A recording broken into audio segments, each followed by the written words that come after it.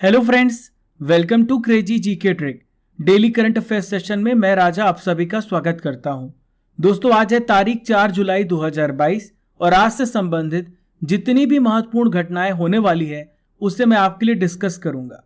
ये current affair Bharat के किसी भी एग्जाम के लिए जरूरी है, चाहे वो यूपीएससी, पीएससी, एसएससी, बैंकिंग या फिर रेलवे। देखिए फ्रेंड्स, आपको बस इस सेशन को मन लगा करके सुनना है और आपको पूरा सब कुछ याद हो जाएगा। डेली आपको फर्क दिखेगा, बस आप भरोसा रखिए। देखिए फ्रेंड्स, यदि आप इसका पीडीएफ डाउनलोड करना चाहते हैं तो आप रूट एप्लीकेशन से इसका पीडीएफ डाउनलोड कर सकते हैं। इसका लिंक आपको नीचे डिस्क्रिप्शन बॉक्स में दिया गया है। साथ में दोस्तों, इसका डेली होता है क्विज, यानी डेली पढ़िए और डेली ही अपना टेस्ट कीजिए रात को 10 बजे हमारे टेलीग्राम पर। और साथ में दोस्तों, रूट एप्लीकेशन पर भी इसका टेस्ट अपलोड होता है। चलिए फ्रेंड्स, शुरू करते हैं। बस हिम्मत रखो, जीवन की शुरुआत कहीं से भी की जा सकती है। जी हाँ फ्रेंड्स, उम्मीद, आशा ये बहुत बड़ा शब्द है जो उजड़ी जिंदगी को बदल सकता है। दोस्तों, मेरा भरोसा कीजिए, सब कुछ बदल जाता है एक दिन। बस आप अपने ऊपर विश्वास रखिए, मेहनत करते रहिए, एक न एक दिन सब कुछ मिलेगा। चलिए दोस्तों, आगाज करते हैं आज के इस सेशन का बहुत ही जोश के साथ, बहुत ही एनर्जी के साथ। तो पहला प्रश्न आप सभी के सामने रहा। हाल ही में टेनिस के इतिहास में सभी 4 ग्रैंड स्लैम में 80 मैच जीतने वाले खिलाड़ी कौन बने हैं? तो इनका क्या नाम है दोस्तों? हाल ही में नोवाक जोकोविच सभी 4 ग्रैंड स्लैम में 80 मैच जीतने वाले पहले खिलाड़ी बने हैं। अब आपसे पूछा जा सकता है कि नोवाक जोकोविच किस देश के प्लेयर हैं? तो नोवाक जोकोविच सर्बिया के प्लेयर हैं। कहां के प्लेयर हैं? सर्बिया के। अब दोस्तों, इनका नाम याद करना है कि किस देश के हैं, तो इसकी छोटी सी ट्रिक है, बहुत ही इंटरेस्टिंग सी ट्रिक है। तो देखिए, सर्बिया लिखा हुआ है तो सर मतलब होता है मैं, यानी मैं वॉक नहीं करता, सर हमारे नो वॉक करते हैं, यानी हमारे सर एकदम से बैठे रहते हैं, बस पढ़ाते रहते हैं और एक भी वॉक नहीं करते हैं। क्लियर? और यहाँ पे जोक भी लिखा हुआ है, तो जोक भी क्या करती है? नो वॉक करती है। ठीक है, तो देखिए फ्रेंड्स, सर्बिया आप इस प्रकार से याद रख सकते हैं, नो वॉक। चलिए, यहां पे देखिए राफेल नडाल। तो देखिए यहां पे लिखा राफेल। जब भी कोई फेल होता है ना तो उसको बहुत ही पेन होता है, बहुत ही दर्द होता है। तो राफेल नडाल किस देश के खिलाड़ी हैं? ये स्पेन के खिलाड़ी हैं। अब आपको कभी नहीं भूलेगा, आप बस इस ट्रिक से याद रखिएगा, यानी जब भी कोई फेल होता है तो उसे बहुत ही पेन होता है। स्पेन। डेनियल मेदवेदेव ये किस देश के खिलाड़ी हैं? तो दोस्तों, ये रशिया के प्लेयर हैं। कहां के प्लेयर है ये? रशिया के प्लेयर हैं। ठीक है दोस्तों, इस समय बात करें तो रशिया सभी देशों का देवता बना हुआ है, अलग ही चल रहा है, देख रहे हैं ना आप। चलिए, ह्यूबर्ट हरकास ये कहां के हैं? तो ये पोलैंड के प्लेयर हैं। कहां के प्लेयर हैं? पोलैंड के। दोस्तों, इनका नाम याद करने की बहुत ही इंटरेस्टिंग सी ट्रिक है। हर जगह आपको लैंड दिखेगा, हर जगह आपको जमीन दिखेगी और हर कोई लैंड को पाना चाहता है, जमीन को पाना चाहता है ना? बहुत ही अच्छी ट्रिक। दोस्तों, मैंने ये ट्रिक आप लोगों के लिए बनाई है। तो दोस्तों, सर्बिया के नोवाक जोकोविच जो हैं, टेनिस के इतिहास में सभी 4 ग्रैंड स्लैम में 80 मैच जीतने वाले पहले खिलाड़ी बने हैं। ये उपलब्धि कब हासिल की इन्होंने? लंदन में विंबलडन टेनिस चैंपियनशिप 2022 के पहले दिन इन्होंने दक्षिण कोरिया के क्योन सून वू को हराकर ये हासिल किया है। अब दोस्तों, 4 ग्रैंड स्लैम की बात आ रही है तो ये देखते हैं 4 ग्रैंड स्लैम कौन से हैं। तो देखिए, एक ट्रिक इसकी भी है, आप बू। इसी प्रकार से चारों ग्रैंड स्लैम होते एक साल में। A for Australia, F for French, W for Wimbledon और यू फॉर होता है यूएस ओपन। फिर से मैं बोल रहा हूं, आप बू, यानी A for Australia, F for French, W for Wimbledon, you for US open.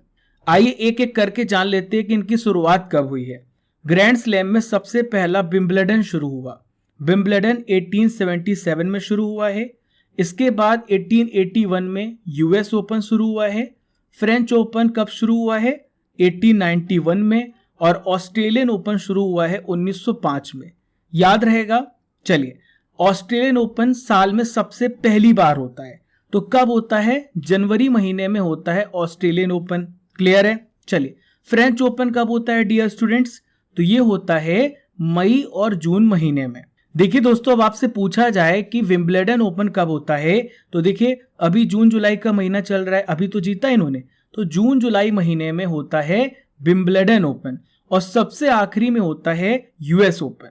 US open कब होता है? अगस्त और सितंबर महीने में। अब देखिए फ्रेंड्स, आपसे यह भी पूछा जा सकता है कि ऑस्ट्रेलियन ओपन और फ्रेंच ओपन किस कोर्ट में खेली जाती है। अब आपसे यह भी प्रश्न पूछा जा सकता है कि ऑस्ट्रेलियन ओपन और यूएस ओपन, ऑस्ट्रेलियन ओपन और यूएस ओपन एयू, ये किस पे खेली जाती है? ये हार्ड कोर्ट पर खेली जाती है। तो ऑस्ट्रेलिया के जो लोग होते हैं ना, यूएस के जो लोग होते हैं, बहुत ही हार्ड होते हैं। आप ऐसे याद रखिएगा। फ्रेंच जो ओपन है किस कोर्ट पे खेली जाती है? मिट्टी पे खेली जाती है। तो जो फ्रांस के लोग होते हैं ना, वो मिट्टी खेलते हैं, याद रहेगा।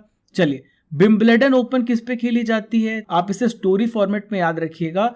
विंबलडन के जो लोग होते हैं वो घास पे खेलते हैं। आशा करता हूं कि आपको ये पूरी बात बहुत ही अच्छे से समझ में आ गई होगी। दोस्तों, अगर आपको ये सेशन पसंद आ रहा होगा तो कंजूसी नहीं करना है, सभी को शेयर करना है। चलिए, अब आइए देखते हैं दोस्तों winners of major tennis tournament.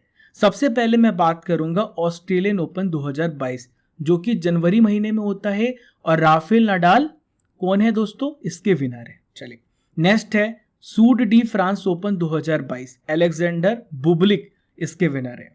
Next हम बात करेंगे महाराष्ट्र ओपन 2022 में, तो जो आओ सूसा जो है फ्रेंड्स, ये विनर है। एटीपी कप 2022 का विनर कनाडा देश रहा है।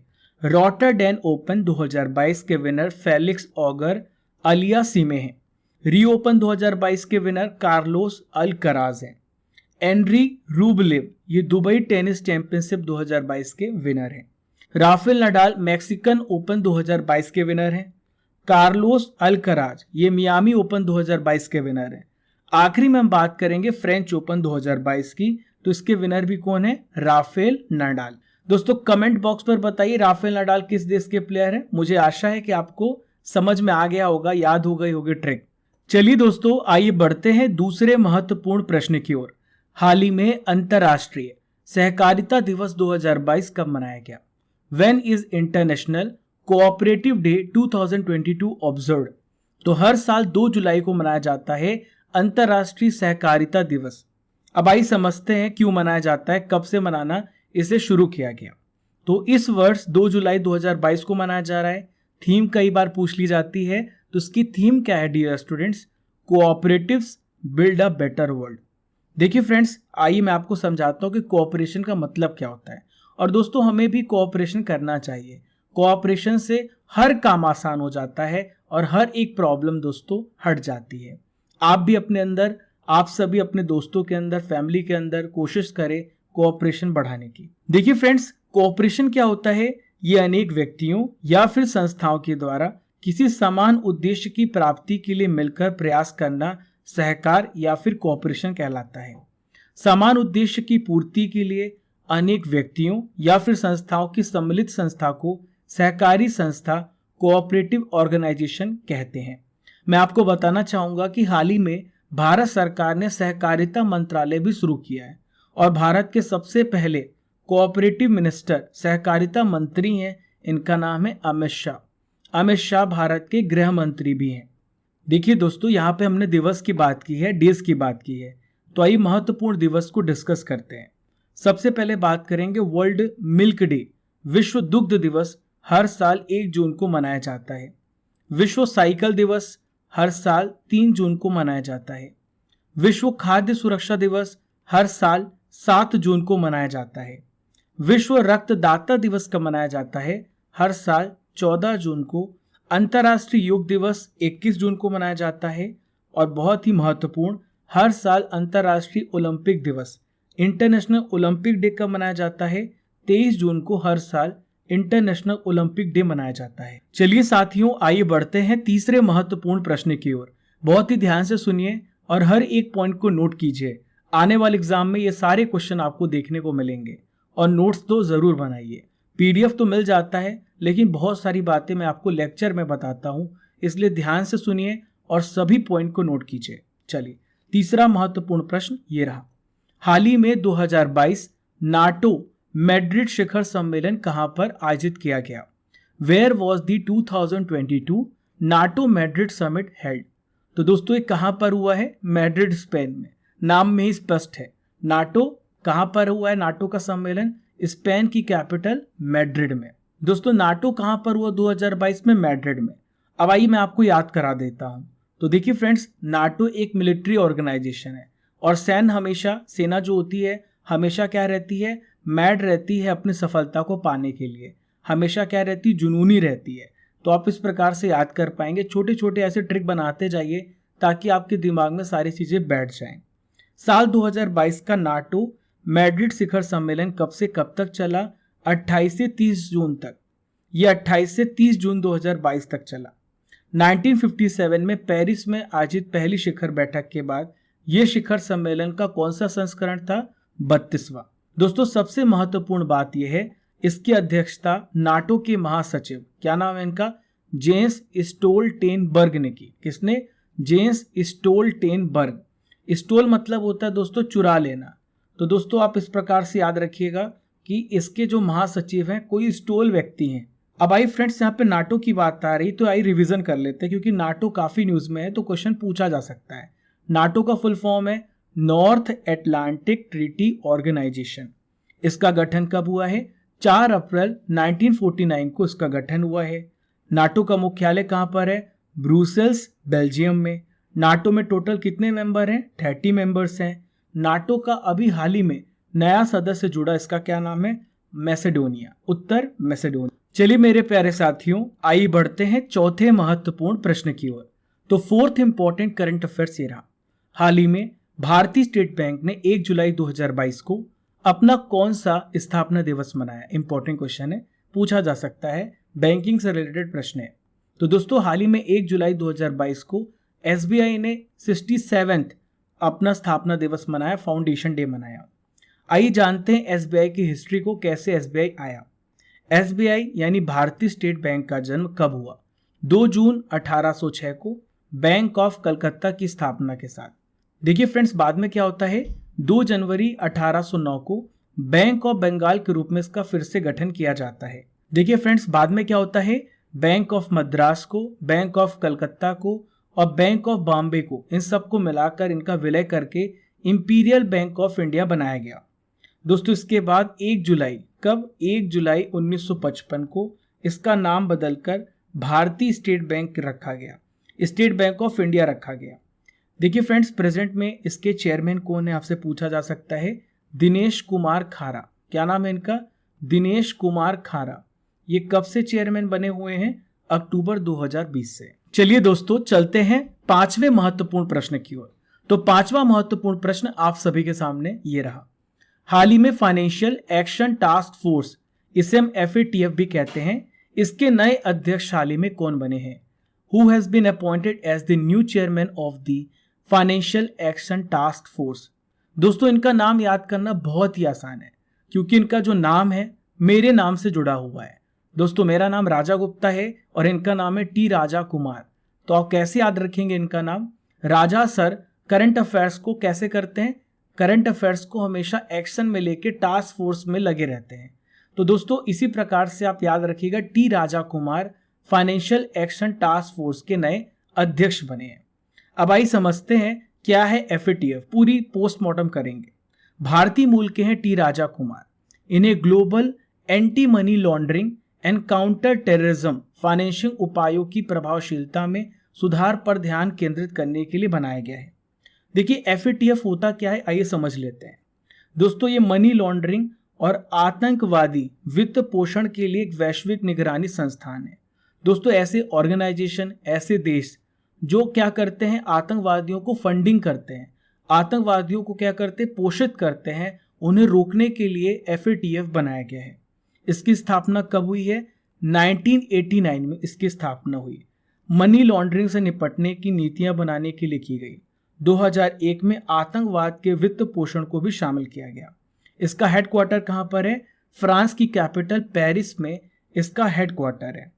दोस्तों ये किनका स्थान लिए? T Raja Kumar, doctor Marcus clear का इन्होंने स्थान लिया है। इनका कार्यकाल कितने साल के लिए होगा? 2 साल के लिए इनका कार्यकाल होगा। देखिए फ्रेंड्स, यहाँ पर जुलाई महीने के महत्वपूर्ण दिवस के बारे में आइए चर्चा करेंगे, क्योंकि जुलाई मंथ लग गया है और मैं आपको हर महीने के इंपॉर्टेंट दिवस एक ही वीडियो में कवर कराता हूँ। आइए जानते हैं जुलाई महीने के महत्वपूर्ण दिवस को। तो 1 जुलाई को कौन सा दिवस मनाया जाता है? तो 1 जुलाई को मनाया जाता है राष्ट्रीय चिकित्सा, डाक व कर्मचारी दिवस, जीएसटी डे और कनाडा दिवस। 4 जुलाई को क्या मनाया जाता है? यूएसए स्वतंत्रता दिवस। 9 जुलाई को मनाया जाता है राष्ट्रीय विद्यार्थी दिवस। 11 जुलाई को मनाया जाता है वर्ल्ड पॉपुलेशन डे। नेक्स्ट है फ्रेंड्स अंतर्राष्ट्रीय आपराधिक न्याय दिवस, ये 17 जुलाई को मनाया जाता है। दोस्तों नेल्सन मंडेला कौन थे? इन्होंने अपार्थाइड रंग भेद के प्रति, इन्होंने रंग भेद के अगेंस्ट क्या किया था? लड़ाई लड़ी थी और ये साउथ अफ्रीका के क्या बने थे? प्रेसिडेंट बने थे। इन्हें नोबेल पुरस्कार मिल चुका है। 24 जुलाई को राष्ट्रीय थर्मल इंजीनियर दिवस मनाया जाता है। कारगिल विजय दिवस हर साल 26 जुलाई को मनाया जाता है। विश्व प्रकृति संरक्षण व विश्व हेपेटाइटिस डे 28 जुलाई को मनाया जाता है। लास्ट में हम बात करेंगे अंतर्राष्ट्रीय बाघ दिवस, ये 29 जुलाई को मनाया जाता है। चलिए दोस्तों आइए बढ़ते हैं 6th इंपॉर्टेंट करंट अफेयर्स की ओर। हाल ही में यायर लैपिड किस देश के प्रधानमंत्री बने? Yair Lapid has become the prime minister of which country? तो इसका सही उत्तर है इजराइल। अब दोस्तों इनका नाम याद करने की एक इंटरेस्टिंग सी ट्रिक मैंने बनाई है। तो दोस्तों यार बोलने पर यार आ रहा है, लैपिड बोलने पर लैपी आ रहा है, और इजराइल पे देखिए जरा को फोकस कीजिएगा। तो आप अपने दोस्त को क्या बोलते हैं? यार जरा लैपीला, यार जरा लैपीला। तो यार से यार याद रखिएगा, जरा मतलब इजराइल और लैपीला लैपिड। ऐसे आप याद रखेंगे तो आपको इजराइल देश के प्रधानमंत्री का नाम याद रहेगा। यार लैपिड जो है ये कार्यवाहक प्रधानमंत्री बने हैं। किनके स्थान पर? नफ्ताली बेनेट के स्थान पर। दोस्तों इजराइल की कंडीशन बहुत ही बुरी है। इजराइल की संसद पार्लियामेंट भंग हो गई है। इजराइल की संसद का क्या नाम है? नेसेट। क्या नाम है? नेसेट। अब 1 नवंबर को चुनाव होंगे। 4 साल से भी कम समय में दोस्तों 5वां चुनाव होगा। इजराइल की जो इतिहास रही है बहुत बुरी रही है। जब से इजराइल का गठन हुआ है तब से बार बार ये भंग हो जाती है, क्योंकि किसी भी व्यक्ति को, किसी भी सरकार को मेजॉरिटी नहीं मिल रही है। नफ्ताली बेनेट का कार्यकाल इजराइल के इतिहास में सबसे छोटा था दोस्तों। देखिए दोस्तों लैपिड के आने से भारत और इजराइल के बीच में और भी अच्छी साझेदारी होने की संभावना है, और भी मजबूत रिलेशन होंगे। 7th इंपॉर्टेंट करंट अफेयर्स ये रहा, ईवी मित्र नाम से एक मोबाइल एप्लीकेशन को हाल ही में किसने डेवलप किया? Who has developed a mobile app named EV Mitra? तो दोस्तों इनका सही उत्तर है बेसकॉम। बेसकॉम ने इस मोबाइल एप्लीकेशन को डेवलप किया है। अब देखिए इसका आंसर छुपा हुआ है प्रश्न में ही, ईवी मित्र। यानी फ्रेंड्स ईवी मित्र का मकसद क्या है? चार्जिंग स्टेशन के बारे में जानकारी प्रदान करना। कहाँ कहाँ पर चार्जिंग स्टेशन है इस मोबाइल एप्लीकेशन से आपको पता चल जाएगा। और इसे किसने डेवलप किया है दोस्तों? बेंगलुरु इलेक्ट्रिसिटी कंपनी बेसकॉम के द्वारा। दोस्तों आने वाला जो जमाना होगा वो इलेक्ट्रिकल व्हीकल्स का होगा। इलेक्ट्रिकल व्हीकल्स सड़कों पर दौड़ेंगी, क्योंकि पेट्रोल और डीजल एक ना एक दिन खत्म हो जाएगा। दोस्तों इलेक्ट्रिकल व्हीकल्स ही पर्यावरण को बचाएंगे। इसलिए दोस्तों जगह जगह पर जागरूकता बढ़ाने के लिए और इसके यूज करने के लिए बहुत सारी यूटिलिटी को डेवलप किया जा रहा है। इससे पहले बेसकॉम ने ईवी जागृति वेब पोर्टल भी शुरू किया, जो कि नीति आयोग और यूनाइटेड किंगडम की एक ज्वाइंट प्रोजेक्ट था। बेंगलुरु में बेसकॉम ने 136 चार्जिंग स्टेशन लॉन्च किए हैं। देखिए फ्रेंड्स मैं आपको बता दूं कि साइंस का जो विज्ञान का लाइव कोर्स है वो स्टार्ट होने वाला है 1 जुलाई 2022 को। मैं आपको पढ़ाऊंगा science from basic to advance, शून्य से शिखर तक। दोस्तों यहाँ पे आपको लाइव क्लासेस मिलेगी, और जैसे ही लाइव क्लास खत्म होगी तो आपको रिकॉर्डेड लेक्चर्स मिलेंगे। आप अपने डाउट को क्लियर कर सकते हो। यहाँ पर आपको रेज हैंड फीचर मिला हुआ है। लेटेस्ट पैटर्न के अकॉर्डिंग आपकी क्वेश्चन सॉल्विंग होगी। प्रीवियस ईयर क्वेश्चन को भी हम डिस्कस करेंगे। आपकी क्लासेस 5 दिन चलेगी, और जो कि दोनों मीडियम में होगी, हिंदी और इंग्लिश, और इसकी वैलिडिटी 1 साल की होगी। तो दोस्तों जुड़ना मत भूलें। 1 तारीख को लाइव रजिस्ट्रेशन के लिए दोस्तों क्लासेस लाइव के लिए आपको रजिस्टर करना होगा। नीचे दिया गया डिस्क्रिप्शन बॉक्स में रूट एप्लीकेशन का link, root application powered by crazy GK trick. चलिए फ्रेंड चलते हैं 8वें महत्वपूर्ण प्रश्न की ओर। हाल ही में फैन कोड के नए ब्रांड एम्बेसडर कौन बनाए गए हैं? इनका क्या नाम है? दोस्तों इनका नाम है रवि शास्त्री। ये पूर्व भारतीय क्रिकेट टीम के कोच हैं। रवि शास्त्री जो हैं फैन कोड में बनाए गए हैं ब्रांड एम्बेसडर। दोस्तों फैन कोड का क्या काम होगा? भारत में टॉप डिजिटल स्पोर्ट्स डेस्टिनेशन प्रदान करना, यानी हर एक प्रशंसक को ये स्पोर्ट्स कंटेंट प्रोवाइड करेगा, कॉमर्स प्रदान करेगा और साथ में स्टैटिस्टिक्स की जानकारी प्रदान करेगा। यहाँ पर और भी ऑप्शन है, आइए जानते हैं MS धोनी किस कंपनी के ब्रांड एम्बेसडर बनाए गए हैं। मैंने आपको हाल ही में पढ़ाया था MS धोनी हाल ही में गरुड़ एरोस्पेस के ब्रांड एम्बेसडर बनाए गए हैं। गरुड़ एरोस्पेस क्या करता है दोस्तों, ये क्या बनाता है? गरुड़ एरोस्पेस भारत में क्या करता है दोस्तों, ये बनाता है ड्रोन। क्या बनाता है? ड्रोन। मैंने आपको बताया। दोस्तों विराट कोहली किस कंपनी के ब्रांड एम्बेसडर हैं? तो एक ब्रांड है, इसका नाम है बोल्ट। बोल्ट के ब्रांड एम्बेसडर हैं। राहुल द्रविड़ प्लेटो के ब्रांड एम्बेसडर हैं। प्लेटो क्या है दोस्तों? प्लेटो बच्चों के फुटवियर पे कार्य करता है। चलिए दोस्तों आइए बढ़ते हैं 9वें महत्वपूर्ण प्रश्न की ओर। हाल ही में autonomous flying wing technology demonstrator की पहली उड़ान का सफलतापूर्वक परीक्षण किसने किया है? तो इसका सही उत्तर क्या है? DRDO। हाल ही में DRDO ने autonomous flying wing technology demonstrator की पहली उड़ान का सफलतापूर्वक परीक्षण किया। देखिए फ्रेंड्स, 1 जुलाई 2022 को पहली उड़ान का एरोनॉटिकल टेस्ट रेंज कहां से हुआ है? चित्रदुर्ग कर्नाटक से सफलतापूर्वक इसका आयोजन किया गया। देखिए फ्रेंड्स, यहाँ पे बात आ रही है DRDO की, तो DRDO का फुल फॉर्म देखिए। DRDO का फुल फॉर्म है defence research and development organisation. Clear है? किस मंत्रालय के अंतर्गत आता है? Ministry of defence. भारत के डिफेंस मिनिस्टर कौन है? रक्षा मंत्री कौन है? राजनाथ सिंह। दोस्तों वर्तमान में DRDO के चेयरमैन कौन है? तो इनका नाम है सतीश रेड्डी। क्या नाम है इनका? सतीश रेड्डी। अब दोस्तों इनका नाम याद करने की एक इंटरेस्टिंग सी ट्रिक बता रहा हूँ। दोस्तों डिफेंस के लिए भारत को हमेशा क्या होना चाहिए? रेडी होना चाहिए, क्योंकि कभी भी कोई भी हमला कर सकता है। हमारे जो पड़ोसी हैं ना बहुत ही खतरनाक हैं, जैसे पाकिस्तान, चाइना। तो हमें क्या होना चाहिए? हमें रेडी रहना चाहिए, वरना कभी भी हम पर वो अटैक कर सकते हैं। इसका काम क्या है दोस्तों? तीनों सेनाओं के लिए अत्याधुनिक हथियार और उपकरण बनाना। देखिए फ्रेंड्स, आज का आखिरी महत्वपूर्ण प्रश्न आप सभी के सामने रहा। NRI वर्ल्ड समिट 2022 में शिरोमणि पुरस्कार हाल ही में किसे मिला है? Who has received the Shiromani award at the NRI world summit 2022? तो दोस्तों इसका सही उत्तर है मिशेल पूनावाला। क्या उत्तर है इसका? मिशेल पूनावाला। देखिए NRI का फुल फॉर्म क्या है? Non resident Indian. दोस्तों ये तो है इंडियन, लेकिन फ्रेंड्स ये भारत में निवास नहीं करते, ये विदेश में निवास करते, अपनी सेवाएं देते हैं, इन्हें हम NRI कहते हैं। NRI वर्ल्ड समिट 2022 कहां पर हुआ? UK में इसका आयोजन किया गया। मिशेल पूनावाला को किस क्षेत्र में ये पुरस्कार मिला है? तो देखिए फ्रेंड्स, कला के क्षेत्र में इनके योगदान के लिए इन्हें सम्मानित किया गया। दोस्तों और भी हैं जिन्हें यह पुरस्कार मिला है। श्री साधु ब्रह्म बिहारी, भगवान Rami Ranger, Rita Hinduja Chhabria, doctor Kamel Hothi OBI और फाल्गुनी शेन पिकाक को ये पुरस्कार से सम्मानित किया गया। अब दोस्तों यहाँ पे हमने प्राइजेस की बात की है, यहाँ पे हमने अवार्ड्स की बात की, पुरस्कारों की बात की है। तो आइए डिस्कस करते 2022 के इंपॉर्टेंट पुरस्कारों को। हाल ही में टेम्पल्टन पुरस्कार 2022 किसे मिला? भौतिक विज्ञानी फ्रैंक विल्जैक को। रॉयल गोल्ड मेडल 2022 किसे मिला है? भारतीय वास्तुकार VB दोषी को। ठीक है। विश्व खाद्य पुरस्कार 2022 किसे मिला है? सिंथिया रोशन जवेक। विटली गोल्ड अवार्ड किसे मिला है? चारुदत्त मिश्रा को। विशेष बांग्ला अकादमी पुरस्कार किसे मिला है? ममता बनर्जी को। ज्ञानपीठ अवार्ड 2021 दामोदर मौजो को मिला है। चलिए दोस्तों, अब हम बढ़ते हैं करंट अफेयर्स की रसमलाई खाने के लिए। 2021 की रसमलाई आपके सामने रहा।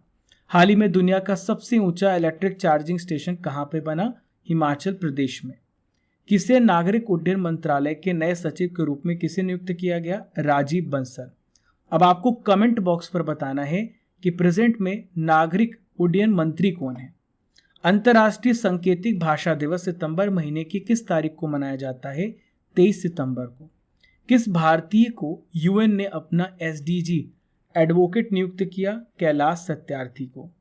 भारतीय वायुसेना के हाल ही में नए प्रमुख नियुक्त किए गए, इनका क्या नाम है? VR चौधरी। चलिए दोस्तों, best comments of the day पे चलते हैं। यहाँ पर कमेंट है दोस्तों अनंत तिवारी का और साहिल भाखड़ जी का। सर मेरे सारे आंसर करेक्ट थे, इसका रीजन आपका पढ़ाना है, आप इतनी सरलता से पढ़ाते हैं, क्या बोले। थैंक यू साहिल भाखड़, इसी प्रकार से सपोर्ट करते रहिए क्रेजी जीके ट्रिक को और मुझे भी। चलिए दोस्तों चलते हैं 2 जुलाई के इम्पोर्टेंट करंट अफेयर्स का रिवीजन करते हैं। 3 जुलाई को संडे था और 3 जुलाई को आपको मिलता है वीकली करंट अफेयर्स। उसमें भी मैं संडे की महत्वपूर्ण घटनाओं को भी कवर कर देता हूँ। हाल ही में किस देश ने ब्रिक्स का सदस्य बनने के लिए आवेदन किया? तो दोस्तों ये है ईरान। अगला प्रश्न है, सिंगापुर नेशनल स्विमिंग चैंपियनशिप 2022 में भारत ने टोटल कितने मेडल हासिल किए गोल्ड? तो दोस्तों 10। के वेणुगोपाल को कितने समय के लिए फिर से अटॉर्नी जनरल नियुक्त किया गया? 3 माह के लिए। कमेंट बॉक्स पर बताइए कि अटॉर्नी जनरल संविधान के किस आर्टिकल में है? दुनिया के सबसे बड़े नवाचार केंद्र का उद्घाटन कहाँ किया गया? हैदराबाद में। आइए मित्रों चलते हैं 5वें महत्वपूर्ण प्रश्न की ओर। औरंगाबाद और उस्मानाबाद का नाम बदला गया, ये किस राज्य में है? महाराष्ट्र राज्य में है। दोस्तों गेल के चेयरमैन कौन नियुक्त किए गए? तो दोस्तों इसका सही उत्तर है संदीप कुमार गुप्ता। दोस्तों आपको कमेंट बॉक्स पर बताना है कि औरंगाबाद का नाम बदलकर क्या किया गया और उस्मानाबाद का नाम बदलकर क्या किया गया। अगला प्रश्न है, फर्डिनेंड मार्कोस जूनियर किस देश के राष्ट्रपति बने? तो दोस्तों फिलीपींस के। उद्यमी भारत कार्यक्रम कहां पर आयोजित किया गया? दिल्ली में। हर साल जीएसटी दिवस कब मनाया जाता है? 1 जुलाई को। कमेंट बॉक्स पर बताइए जीएसटी कब से शुरू हुआ। आज का आखिरी महत्वपूर्ण प्रश्न, हाल ही में किस राज्य सरकार ने राज्य के प्रत्येक परिवार को फैमिली कार्ड जारी करने की घोषणा की?